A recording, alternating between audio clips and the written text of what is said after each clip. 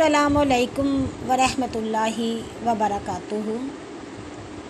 सही मुस्लिम में एक हदीस है जिसको एक वाक़े के तौर पर हमें नबी पाक सल्लल्लाहु अलैहि वसल्लम ने समझाया। उन्होंने फरमाया कि पिछले ज़माने में एक बादशाह जादू के ज़ोर पर हुकूमत करता था। जादूगर बूढ़ा हो गया तो बादशाह ने कहा कि अब कहीं ये जादूगर मर ना जाए, मैं उसकी जगह एक जानशीन तैयार कर देता हूँ। उसने एक ऐसे बच्चे का इंतखाब किया जो बहुत ही तेज़, चुस्त और चालाक था। उस बच्चे को जादूगर के पास भेजा जाता कि तुम जाओ और जाकर जादू सीखो ताकि इस ज़ोर पर मैं तमाम दुनिया पर हुकूमत कर सकूं। अब हुआ ये कि जब नौजवान बच्चा उधर से, इनके यही कोई 8-9 साल का जो बच्चा था, वो जब रास्ते में से गुज़र कर जाता जादू सीखने के लिए, तो उसे वहाँ पर रास्ते में एक राहब नज़र आया। राहब के पास कुछ लोग बैठे हुए थे, वो इंजील की तालीम दे रहा था। तो उसने कहा कि तुम क्या सिखा रहे हो? तो उस पे उस राहब ने कहा कि मैं एक अल्लाह की इबादत का सिखा रहा हूँ। अब वो नौजवान क्या करता कि थोड़ा सा वक्त राहब के पास बैठता, थोड़ा सा वक्त जादूगर के पास चला जाता। उसके दिल में राहब की बातें ज़्यादा घर करने लगीं। वो ज़्यादा वक्त राहब के पास गुजारता, जादूगर के पास सिर्फ़ थोड़े से वक्त के लिए जाता। इस तरीके से गुज़रते गुज़रते वक्त गुज़रा और वो बच्चा 14 साल का नौजवान बन गया। अब एक दिन वो गुज़र रहा था तो एक सांप उसके रास्ते में आ गया, वो उसको डसने लगा। अब उस लड़के के जहन ने यह ख़्याल किया कि मैं देखूं तो सही कि राहब का दीन सच्चा है या जादूगर का। उसने एक पत्थर पकड़ा छोटा सा और सांप को मारा और कहा कि अगर जादूगर सच्चा है तो ये सांप मर जाए, लेकिन वो सांप उसकी तरफ और बढ़ा। फिर उसी लड़के ने एक और पत्थर उठाया और कहा कि अगर राहब का दीन सच्चा है तो ये सांप मर जाए। तो इस पर वो सांप उसी वक्त पत्थर से मर गया। तो वो बहुत हैरान हुआ और उसने ये यकीन कर लिया कि राहब का दीन सच्चा है। वो लोगों को दीन की तालीम देने लगा।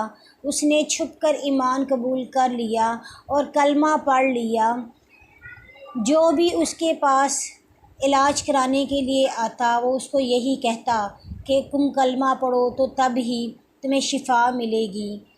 अब एक पादरी, एक जो था दरबार में बादशाह के, एक आदमी काम करता था।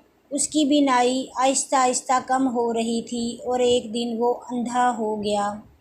अब उसको किसी ने बताया कि फ़लाँ बच्चा कहीं बैठता है, तुम उसके पास जाओ, उसके हाथ में बहुत शिफा है, वो दुआ करता है। अब मुस्लिम शरीफ में, तिबरानी में ये बात मौजूद है कि वो आदमी जब उस लड़के के पास आया तो उस लड़के ने कहा कि शिफा सिर्फ़ अल्लाह ताला देते हैं। तुम अगर मुझसे ये वादा करो कि जब आंखें वापस आ जाएंगी तुम अल्लाह पर ईमान ले आओगे तो मैं तुम्हारी आंखें दुरुस्त कर दूंगा।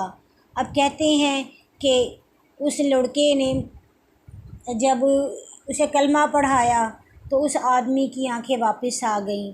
वो आदमी वापस जब बादशाह के पास गया तो बादशाह बड़ा हैरान हुआ कि ये कैसे मुमकिन है कि तुम अंधे हो गए थे और तुम ठीक भी हो गए हो। उसने उस आदमी पर बहुत ज़ोर दिया। पहले तो वो आदमी नहीं बता रहा था, मगर बाद में उस दरबार ने बता दिया कि इस तरीके से एक लड़का है, उसने हमें ये इल्म बताया है। वो उस लड़के को पकड़ कर लाते हैं तो उस लड़के से पूछा जाता है तो वो उसको सारी बात बता देता है। अब राहब को भी कत्ल कर दिया जाता है, जादूगर वैसे ही मर जाता है। तो उस लड़के को कहा जाता है कि तुम दीन छोड़ो और मेरी इबादत करो, मेरी ही पूजा करो, मुझे ही खुदा मानो। एक अल्लाह क्या होता है, नाउज़ुबिल्लाह, छोड़ो उसको। वो लड़का कहता है नहीं, میں ایسا نہیں کر سکتا، میں ایک اللہ پر ایمان لایا ہوں، میں اپنے دین سے نہیں ہٹوں گا۔ اس پہ بادشاہ کو بہت غصہ آتا ہے۔ وہ اپنے سپاہیوں کو کہتا ہے کہ اسے لے جا کر پہاڑ سے نیچے گرا دو۔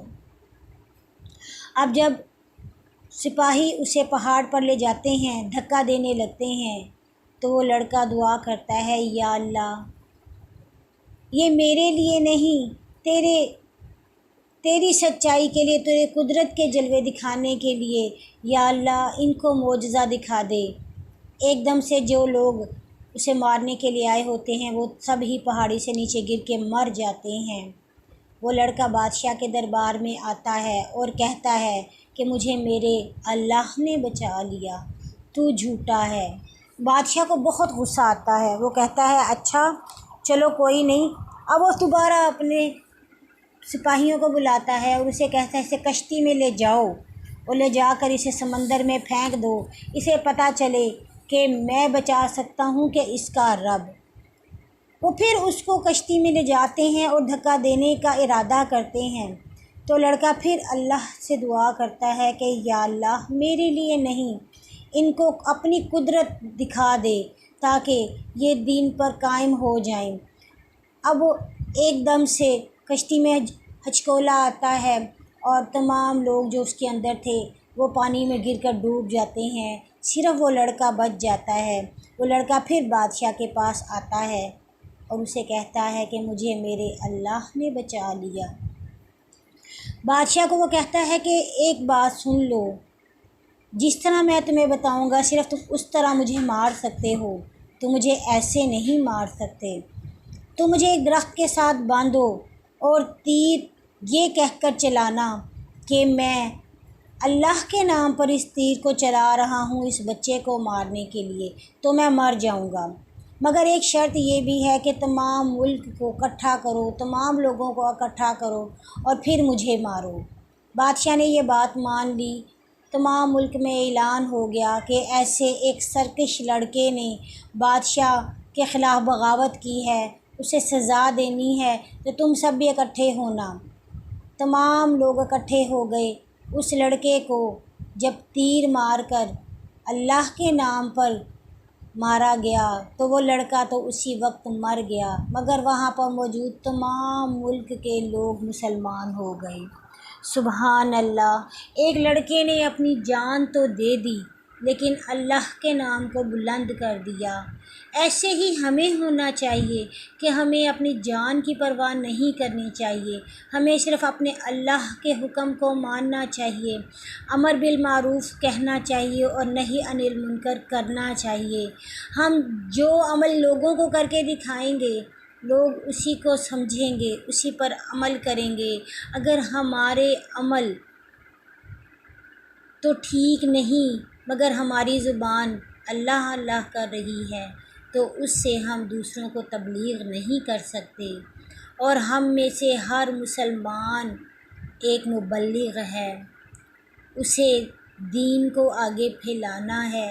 یہ ہماری ذمہ داری ہے کہ ہم اپنے مسلمان بہن بھائیوں کو اور اپنے باقی جو غیر دین کے لوگ ہیں ان کو بھی ایسا ہی نبی صلی اللہ علیہ وسلم کا اسوہ حسنہ دکھائیں کہ تمام لوگ ایک اللہ کی وحدانیت کو مان لیں۔